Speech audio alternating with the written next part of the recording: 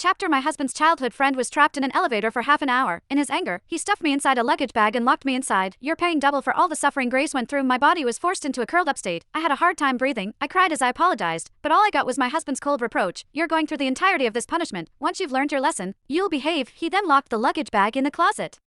I screamed in despair and struggled to break free. My blood seeped out of the bag and soaked the floor. 5 days later, he felt sorry for me and decided to end the punishment. Let this punishment be a warning for you. This time, he'll let you go. Little did he know that my body was already rotting inside the luggage bag. That jealous woman hasn't come over to kick up a fuss. Has she learned her lesson and is finally obeying my rules? I knew it. She's the type who needs to be punished before she learns her place. But Lucas, Xander's assistant, suddenly stiffened up. Mr. Foster, I don't think Mrs. Foster has been released just yet. Xander's expression wavered momentarily, but he soon schooled his face again. That's fine. Let her reflect on her actions for a few more days. Lucas looked like he had something to say but did not know how to breach the topic. In the end, he said, Mr. Foster, a foul smell is coming out of the room where Mrs. Foster is locked up. Shouldn't you take a look? Xander's voice turned cold. A foul smell? That's normal. Susan is the type to do whatever it takes to live.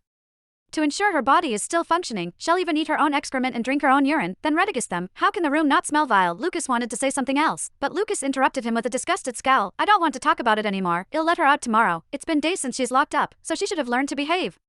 If she apologizes to Grace after she's out, he'll look past this. Right after he finished speaking, Grace walked in barefooted. Xander's gaze instantly turned gentle. Do you still have nightmares? Grace, don't worry. I've already punished Susan. I'm going to make her experience tenfold your suffering. He hugged Grace and gently caressed her hair. You're so nice to me, Xander. Grace buried her head in his arms and pouted. Susan must have learned her lesson by now. I just want her to apologize to me. I never wanted her to be punished. She won't blame me for it, will she? As I watched them flirt with each other, I laughed, but my laughter did not alert anyone. After all, I was dead. At the final moment of suffocation and despair, my soul came out of the cramped and scary luggage bag. I could see that the surface of the luggage bag was already soaked through with blood. I could even see a lock over the closet containing the closet, as if it wanted to trap the person inside forever, even after I became a ghost. I was so terrified by the suffocating sight that I shut my eyes. Meanwhile, Xander was still cooing at Grace to comfort her. Did you have another nightmare? Don't worry, he'll stay by your side forever. He caressed Grace's face gently. I'm sorry you had to go through that. Grace, did you know that Susan even ate her excrement and drank her urine just to survive? She treasures her life so much but would hurt you. I have to make her pay. I was so stunned when I heard this that I could not even cried. Xander was right. I did want to live. The luggage box was small. In order to stuff me inside, Xander broke my hands. I endured the pain to escape. When I discovered that it was useless, I did my best to conserve my stamina to pass the time. But before he stuffed me inside, he forgot that I was pregnant. Being bent over for a prolonged period of time meant that I was putting pressure on my stomach. I was in great pain, and I lost control over my emotions, but I could do nothing about it.